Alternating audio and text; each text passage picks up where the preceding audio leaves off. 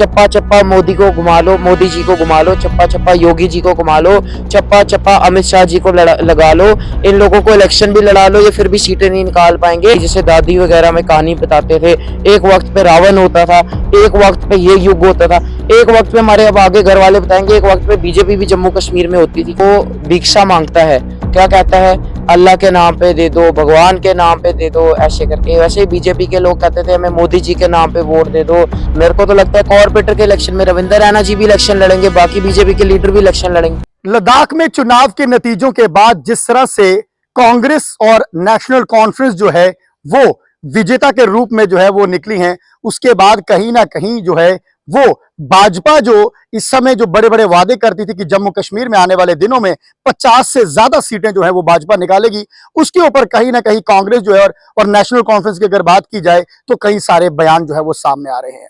मेरे साथ इस समय आपके चहिता युवा नेता कांग्रेस के जयसिंह बल्ला मेरे साथ समय मौजूद हैं। जिस तरह से जैसे बात करते हैं तो कई सारे लोग इस तरह से कहते हैं कि ये कहीं ना कहीं जो है अपने पिताश्री से सीख कर आते हैं। मेरे साथ जयसिंह बल्ला वाला साहब, सबसे पहले तो बड़ी बड़ी मुबारक है, कांग्रेस जिस तरह से जीतकर जो है वो उभर कर सामने आई है। लद्दाख में 10 सीटें जो है वो कांग्रेस ने वहां से निकाली थी, कहीं ना कहीं उम्मीद थी कि इतनी आएंगे, इससे ज्यादा की उम्मीद थी? देखिए, सबसे पहले तो नमो नमः हमारे सारे आपके दर्शकों को हाथ जोड़कर उनका प्रणाम करना चाहेंगे। तो भारतीय जनता पार्टी के लोगों को ऐसा लग रहा होगा कि हमारी लद्दाख का एमपी है, हमने उनका स्टेट जो था उनका उनको मतलब यूटी में तब्दील कर दिया, डिस्ट्रिक्ट देने की जैसे जुमले करते हैं, डिस्ट्रिक्ट देंगे, ये सब कुछ देंगे, स्पीच ये लोग इतनी देते थे 2 सीटों पे आके। और कहाँ पे इस 2 सीटें आई हैं, जहाँ पे पूरा मतलब हम कह सकते हैं बुद्धिस्ट मेजोरिटी वाली जगह थी, वहां बीजेपी के लोगों का खाता तो छोड़ो, जमानत तक नहीं बची है। 90% जगहों पे जहाँ बुद्धिस्ट मेजोरिटी थी वहां पे बीजेपी अपनी जमानत बचाने में सेव नहीं हुई।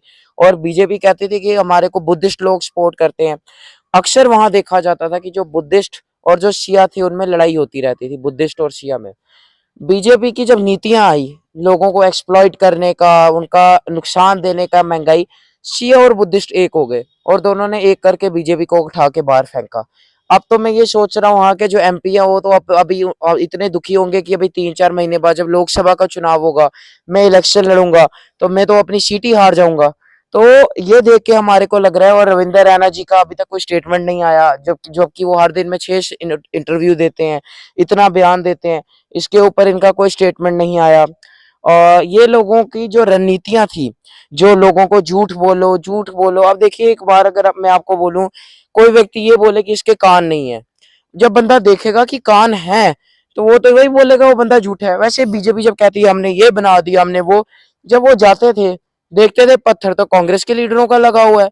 तो वहीं से बीजेपी को अपने ही नेताओं की वही, और इस पे भी मंथन किया जाएगा कि 2 भी सीटें बीजेपी को कैसे आने वाले चलेगी। दिनों में कहा जा रहा है कि यहाँ पर बड़े बड़े नेता जो है वो रैलीज करने वाले हैं, उसमें गृह मंत्री अमित शाह की बात हो, प्रधानमंत्री नरेंद्र मोदी की बात हो, तमाम नेता यहाँ पर जो है वो दौरे पर आ रहे हैं। तो क्या लगता है मैं तो जैसे? देखो ये कहना चाहूंगा, मध्य प्रदेश में 7 जो है इन लोगों ने लोकसभा के एमपीओ को लड़ाने का निर्णय लिया है। 4 या 5 के करीब इन्होंने जो कैबिनेट के मंत्री हैं उनको लड़ाने का फिक्र वो किया है। तो मैं ये कहना चाहूंगा इनके बीजेपी के नेताओं को कि देखो, जब कोई एक एमएलए के चुनाव में कैबिनेट का मंत्री लड़ने लग जाए तो समझ आना कि नीचे की आपकी घास बिल्कुल खत्म हो चुकी है, जल चुकी है। तो यही बीजेपी के नेताओं का जम्मू कश्मीर में इनके हालात है कि इनके जो कॉर्पोरेटर के इलेक्शन होंगे, मेरे को तो लगता है कॉर्पोरेटर के इलेक्शन में रविंद्र रैना जी भी इलेक्शन लड़ेंगे, बाकी बीजेपी के लीडर भी इलेक्शन लड़ेंगे, क्योंकि लोगों ने वोट ही नहीं देना। अब लोग इतने थक चुके हैं बीजेपी को, यार सीटें आ जाए अपने नेता को लड़ाएंगे, पर इनकी अभी ये हालत हो चुकी है। इनके नेता एक पंच की इलेक्शन भी नहीं जीत सकते बीजेपी वालों के, चाहे जित मोदी जी को बुला लें। मैं तो ये कहना चाहूंगा इस बार आप कैबिनेट मंत्रियों को जम्मू कश्मीर में आप इलेक्शन कह रहे हो लड़वाना कि बीजेपी के। रविंद्र रैना जी जो है वो कॉर्पोरेटर के चुनाव लड़ेंगे, पर पंच कहीं ना के भी कहीं नहीं जीत सकते। पंच हाँ, तो कहीं ना कहीं मैं आपको बता दूं, वो कहते हैं आने वाले जो है रविंद्र रैना जी, भाजपा वाले कहते हैं कि वो सीएम है आने वाले। देखिए सीएम है तो अब चलो छोड़ो, इस पे हम कोई हंसी करना नहीं चाहते। चलो ठीक है, बॉल द बेस्ट हो उनको, कोशिश करने में क्या है, सपना तो हर किसी को देखना चाहिए, सपना हर किसी को देखने का हक है। और वो सपना देख रहे हैं तो सपना देखते रहे, पर वो सपना साकार नहीं होगा, क्योंकि उनकी आंख के सामने कांग्रेस का पार्टी का ही चीफ मिनिस्टर शपथ लेता हुआ दिखेगा।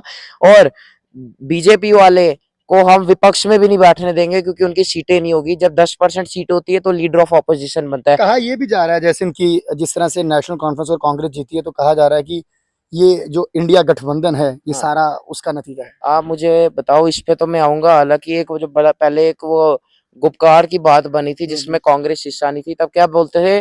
गुपकार गैंग, गुपकार गैंग, ऐसे उसको फ्रेम करते थे।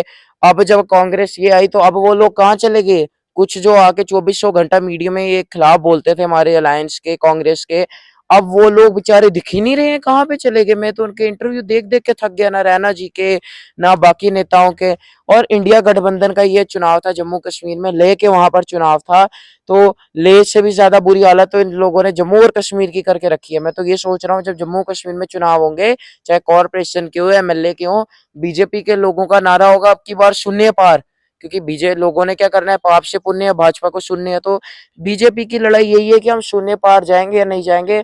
चाहे रविंदर रैना जी लड़े, इनके टॉप के लीडर लड़े, अपनी सीट नहीं लड़ सकते, यहाँ से जीतने का इनके नेताओं में अब दम जैसे खत्म हो चुका आपके है। पिताजी कह रहे हैं कि लद्दाख में फिर 2 सीटें आ गई हैं, हाँ जी। जम्मू में 2 भी नहीं आएंगी। आपको क्या लगता है कितनी सीटें नहीं, भाजपा निकाल बिल्कुल पाएगी? जम्मू में 2 भी नहीं आएँगी। देखो, लद्दाख में इन्होंने बड़ी फेक बातें की कि हमने आपको स्टेटस दे दिया, हमने आपको ये दे दिया, हम आपको ये मेडिकल देंगे, डिस्ट्रिक्ट देंगे ये। उसके बावजूद भी लोगों ने 2 सीटें दी ये बोल के कि चलो तुम बड़ी बातें बोलते थे। अब वही बातें विपक्ष में बोलना कि सामने वाली जो बंदे बैठे हैं उनके दिमाग में, ज़हन में रहे। इधर तो ये बोलते भी कुछ नहीं है।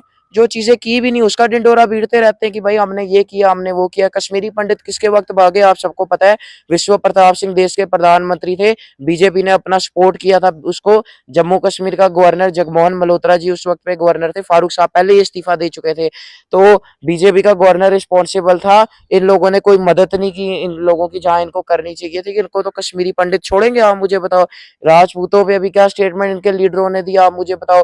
टोल प्लाजा अखनूर में लगा रहे हैं। इनको कोई समाज वोट देने को तैयार नहीं है। और बीजेपी के नेताओं को कहना चाहूंगा, चप्पा चप्पा मोदी को घुमा लो, मोदी जी को घुमा लो, चप्पा चप्पा योगी जी को घुमा लो, चप्पा चप्पा अमित शाह जी को लगा लो। इन लोगों को इलेक्शन भी लड़ा लो, ये फिर भी सीटें नहीं निकाल पाएंगे। क्योंकि जहां पे बीजेपी का निशान देखेगा लोगों को, वो उस निशान को फाड़ के फेंक देंगे। और मोहर जो है वो केवल और केवल इंडिया गठबंधन के फेवर में ही लगाएंगे। और अब बीजेपी एक कहानी थी जो कि खत्म हो चुकी है। अब से इनका नामो निशान कोई नहीं रहेगा। जब भी चुनाव होंगे, चाहे एमपी का हो, कॉर्पोरेटर का हो, डीडीसी का हो, बीडीसी का हो। आप जैसे हमारे में कहते थे ना कि हमारे को कहा जाता था बचपन में कि एक वक्त पे एक राक्षस होता था, हमारी जैसे दादी वगैरह में कहानी बताते थे। एक वक्त पे रावण होता था, एक वक्त पे ये युग होता था, एक वक्त पे हमारे अब आगे घर वाले बताएंगे एक वक्त पे बीजेपी भी जम्मू कश्मीर में होती थी। क्योंकि अब आगे दिखेगा ही नहीं। 1-2 महीने के मेहमान रह चुके हैं बस जम्मू कश्मीर में। अंत में एक सवाल, जी।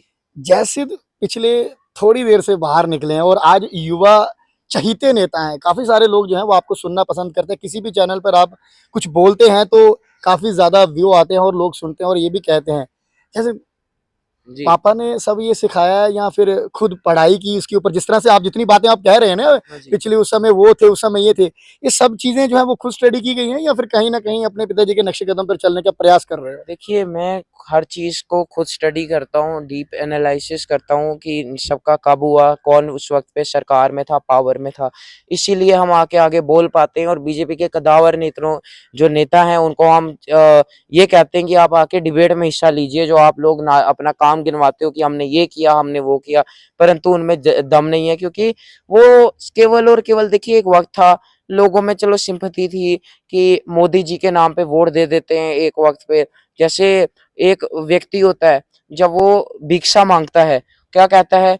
अल्लाह के नाम पे दे दो, भगवान के नाम पे दे दो, ऐसे करके। वैसे ही बीजेपी के लोग कहते थे हमें मोदी जी के नाम पे वोट दे दो, मोदी जी के नाम पे हमारे को जितवा के भेज दो, हम हमेशा आपका काम करें। जब उन्होंने एक बार दे दिया, इनको भिक्षा दे दी, उन्होंने देखा ये लोग तो आए नहीं काम करने, ये लोग आए नहीं।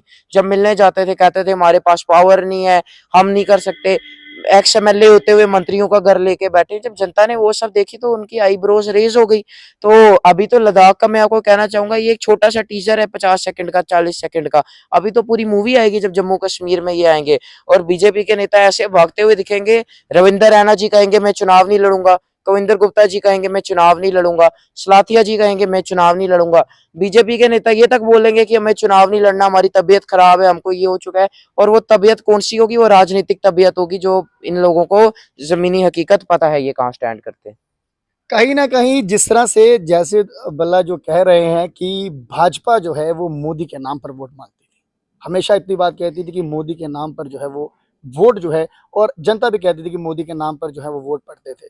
पर आज जिस तरह से मैं आपको बता दूं कि जो लद्दाख में चुनाव हुए हैं, उसके बाद कहीं ना कहीं देखा जाए तो जम्मू कश्मीर में जब भी चुनाव होते हैं, हम इस पे हम कह नहीं सकते हैं कब चुनाव होंगे, पर जब भी चुनाव होंगे तो जयसिंह कह रहे हैं कि ये लोग आपको भागते हुए दिखेंगे। ये इतनी बात कहेंगे कि हम चुनाव नहीं लड़ सकते, हमारी सेहत ठीक नहीं है, हम यहाँ से चुनाव नहीं लड़ेंगे, क्योंकि इनको दिखेगा कि हम लोग यहाँ से जो हैं अब जीत नहीं सकते हैं। फिलहाल बने रहे हमारे साथ नई खबर के लिए, देखते रहें जेके सनराइज। नमस्कार।